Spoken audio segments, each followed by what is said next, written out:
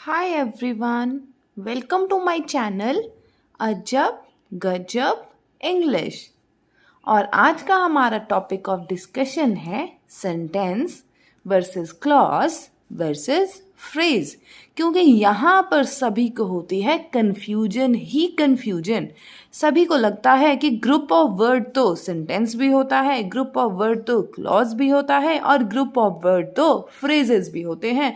तो इन तीनों में डिफरेंस है क्या? तो आज के इस वीडियो में आपका ये सारा कंफ्यूजन अच्छे से क्लियर हो जाएगा। तो वीडियो के अंत तक बने रहिए और अपने सारे कंफ्यूजन को आज क्लियर कर लीजिए। चलिए फिर हम डिस्कस करना शुरू करते हैं।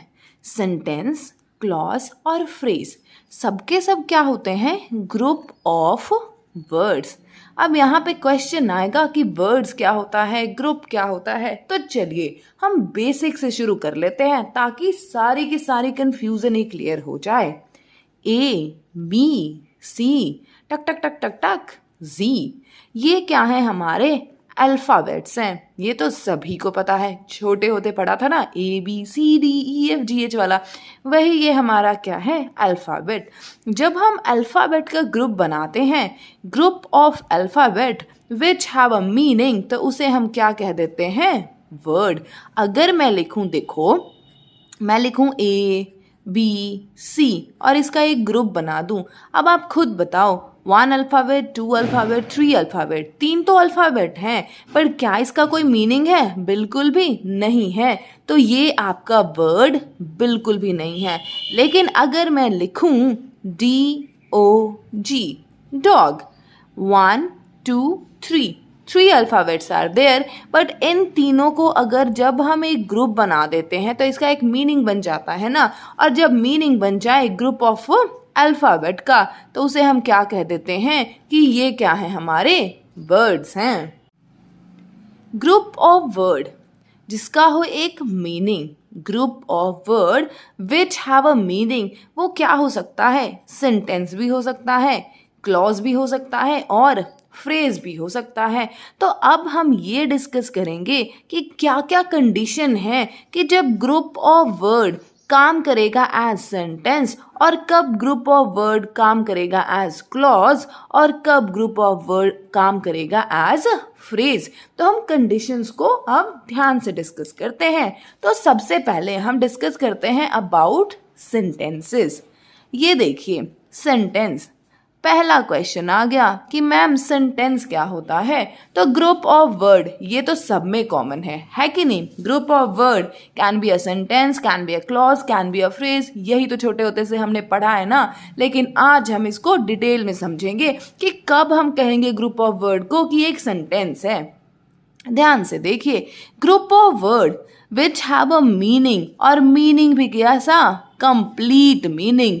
अगर ग्रुप ऑफ वर्ड है और उसमें क्या है? कंप्लीट मीनिंग है, तब तो वो क्या बन जाएगा? सेंटेंस बन जाएगा। अब आप पूछोगे मैम कंप्लीट है या नहीं, ये कैसे पता चलेगा? तो याद रखिएगा अपने punctuation marks, full stop, interrogation और हमारा उल्टा आई, ये क्या है? हमारा एक्सक्लामेटरी साइन। जब एक्सक्लामेटरी साइन आ जाए या इंटरोगेशन का साइन आ जाए या फुल स्टॉप आ जाए किसी भी ग्रुप ऑफ वर्ड के एंड में, तभी आप कह सकते हो कि मैम ये क्या है? कंप्लीट सेंटेंस है। जो भी सेंटेंस में बात कही गई है ना, वो पूरी हो गई।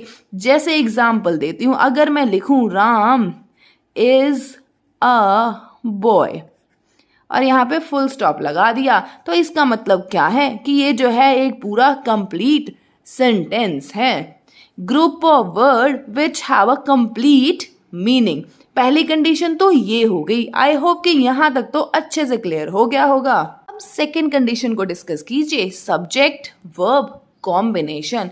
मतलब क्या है कि सेंटेंस तभी हम बोलेंगे जब उसमें होगा एक सब्जेक्ट और क्या होगा? एक वर्ब होगा और इन दोनों का कॉम्बिनेशन होगा। कॉम्बिनेशन का मतलब क्या? सब्जेक्ट वर्ब एग्रीमेंट होगा। अगर होगा आपका सिंगुलर सब्जेक्ट तो उसके साथ क्या होगा? आपका सिंगुलर वर्ब। और अगर होगा आपका प्लूरल सब्जेक्ट तो उसके साथ क्या आएगा? हमेशा plural verb. Subject verb agreement पे मैंने एक सेपरेट वीडियो बना रखा है, लिंक डिस्क्रिप्शन बॉक्स में डाल दूंगी, सभी जाकर देख लीजिएगा। तो group of word which have a complete meaning, तो वो बन जाएगा सेंटेंस। सब्जेक्ट वर्ब कॉम्बिनेशन भी होना चाहिए और सब्जेक्ट वर्ब एग्रीमेंट भी होना चाहिए ग्रुप ऑफ वर्ड में। उसके बाद क्या है, follow the sentence structure of a language. अब कहोगे मैडम ये क्या स्यापा है जी, तो ध्यान से समझिए।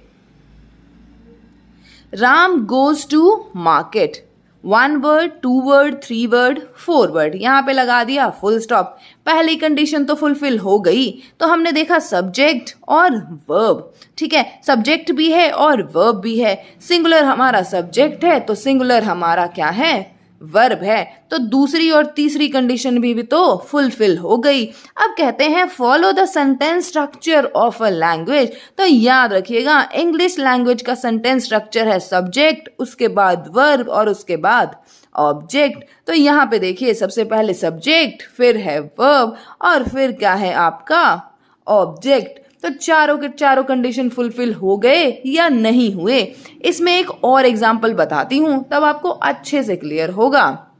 देखिए, राम पिज्जा खाता है। राम सब्जेक्ट है, पिज्जा हमारा ऑब्जेक्ट है और खाता खाना हमारा क्या है, वर्ब है।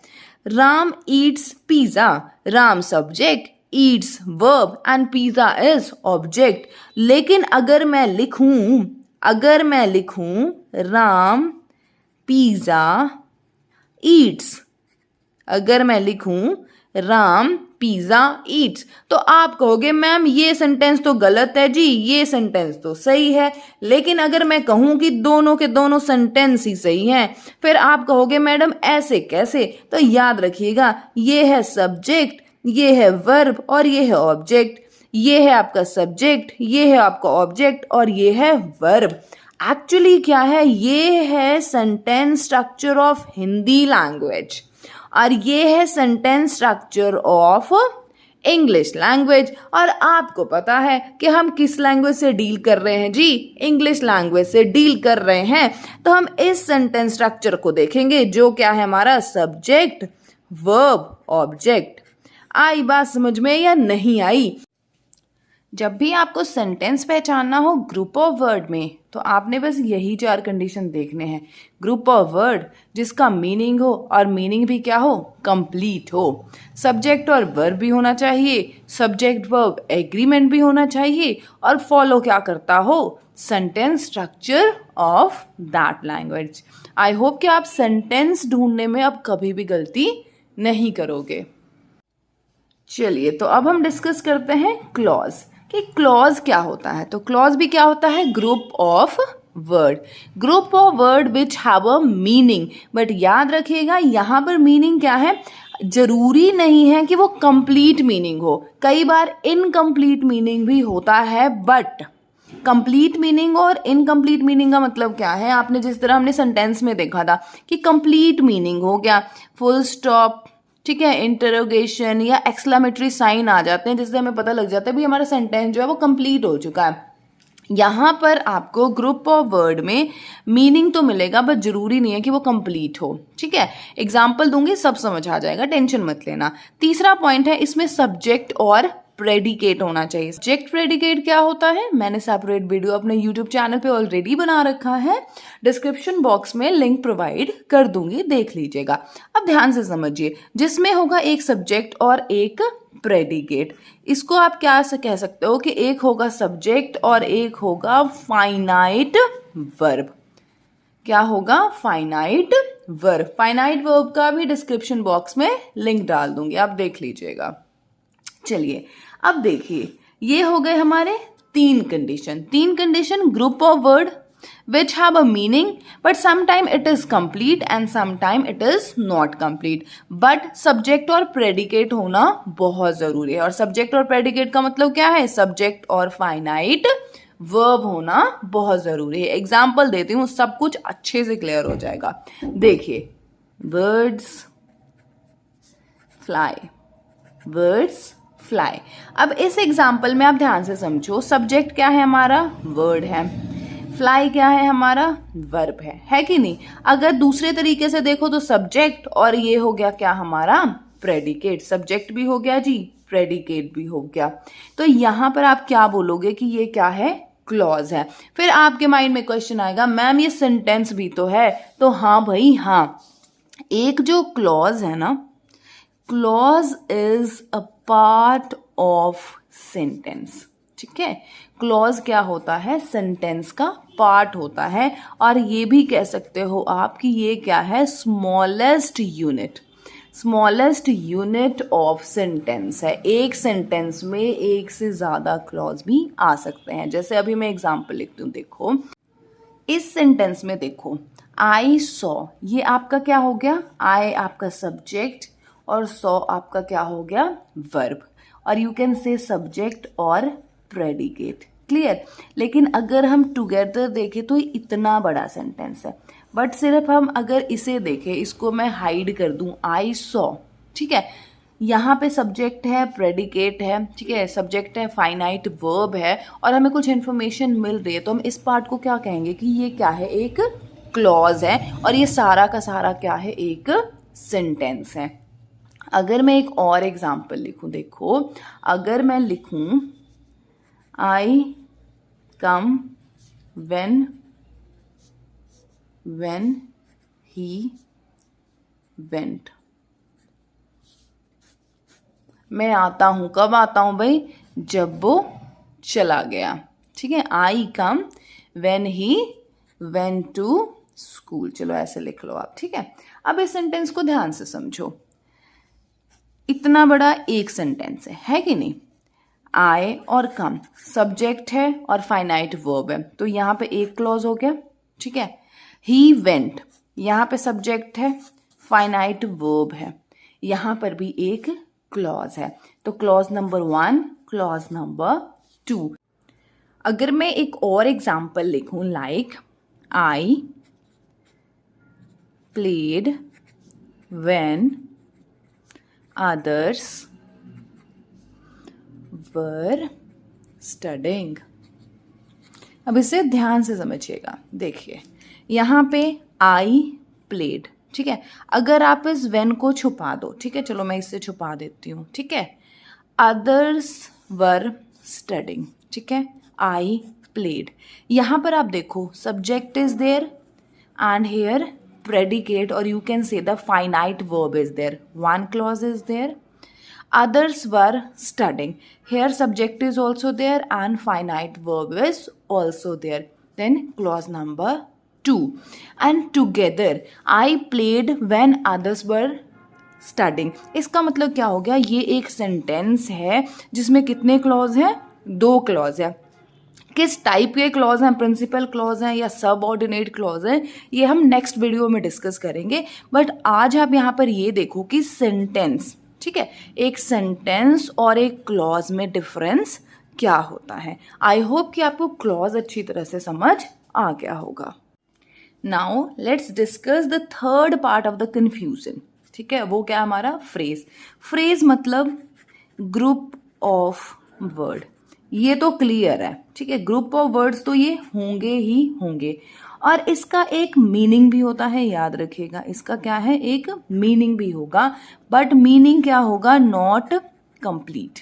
ठीक है, मीनिंग क्या होगा, नॉट कंप्लीट। मतलब क्या है कि इसमें सेंस तो है, सेंस तो है कि आपको कुछ ना कुछ समझ में तो आएगा, बट आपको कंप्लीट मीनिंग नहीं मिलेगा। और याद रखिएगा, इसमें ना तो कोई सब्जेक्ट होगा और ना ही कोई प्रेडिकेट होगा, ना ही आपका सब्जेक्ट होगा और ना ही क्या होगा, आपका प्रेडिकेट होगा। इसका मतलब क्या है, ना ही इसमें सब्जेक्ट होगा और ना ही क्या होगा, फाइनाइट वर्ब होगा। चलिए एग्जाम्पल लिख के देती हूँ, देखो अगर मैं आपको बोलूं एट नाइट, ठीक है, अगर मैं आपसे एक क्वेश्चन पूछती हूँ कि आप कब ज़्यादा अच्छी तरीके से कंसंट्रेट करके पढ़ते हो, तो आप क्या कह रहे हो, तो एट नाइट, है ना। तो एट नाइट आपने यहाँ पे 1 वर्ड टू वर्ड, दोनों वर्ड को इकट्ठे यूज़ किया और कुछ मैसेज तो बोला, कुछ बोला जो मुझे समझ में भी आया, बट इसको क्या आप एक कंप्लीट मीनिंग मिल रहा है आपको? नहीं, मीनिंग है बट कंप्लीट नहीं है। इसी वजह से क्या कहेंगे, ग्रुप ऑफ वर्ड है जिसका एक मीनिंग है बट नॉट कंप्लीट मीनिंग है, और इसका सेंस तो है ना, एट नाइट का मतलब तो आपको समझ में आ ही रहा है ना। उसके बाद आप खुद बताओ, यहाँ पे कोई सब्जेक्ट और कोई फाइनाइट वर्ब है? बिल्कुल भी नहीं है। तो इसे हम क्या बोलेंगे? फ्रेज। चलो अब हम डिस्कस करते हैं फ्रेज, क्लॉज और सेंटेंसेस को टुगेदर विद वन एग्जाम्पल, तो आपको अच्छे से क्लियर हो जाएगा। चलिए तो अब हम कंक्लूड करते हैं, ध्यान से समझिएगा। सेंटेंस, सेंटेंस क्या होगा? Group of word.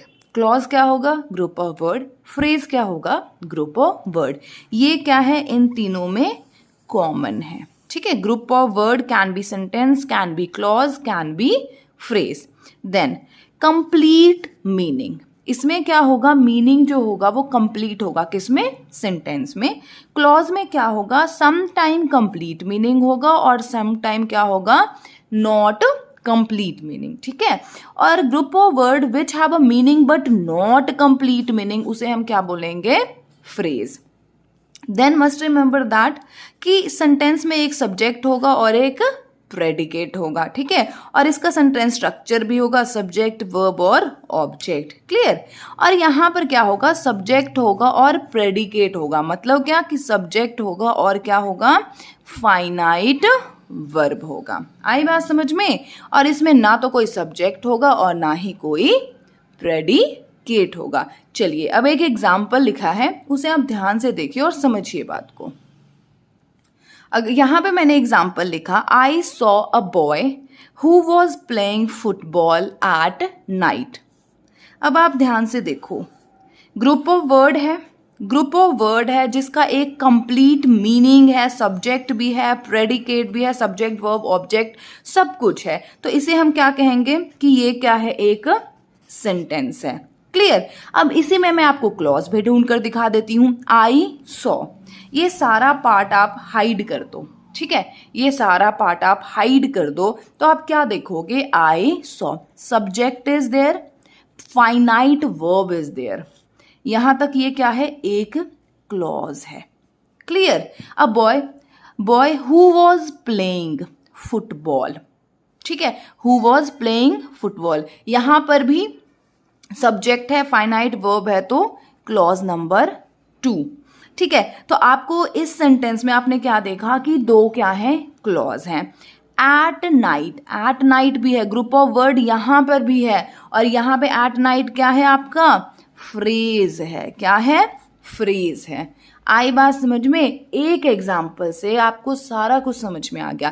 अदरवाइज क्या होता है, हम क्या कहते हैं कि ग्रुप ऑफ वर्ड क्या होता है? सेंटेंस होता है। कब पढ़ते हैं हम ये? जब हम छोटे होते हैं। बट जैसे जैसे आप बड़े होगे आपको पता लगेगा कि ग्रुप ऑफ वर्ड सिर्फ सेंटेंस नहीं होता, वो क्लॉज भी हो सकता है, फ्रेज भी हो सकता है। क्यों फ्रेज होगा या क्यों क्लॉज होगा, उसके कंडीशंस होते हैं, और एक सेंटेंस में फ्रेज भी हो सकता है, क्लॉज भी हो सकता है। और सेंटेंस ये पूरा है, नंबर 1 क्लॉज, नंबर 2 क्लॉज, और यहां पर क्या है?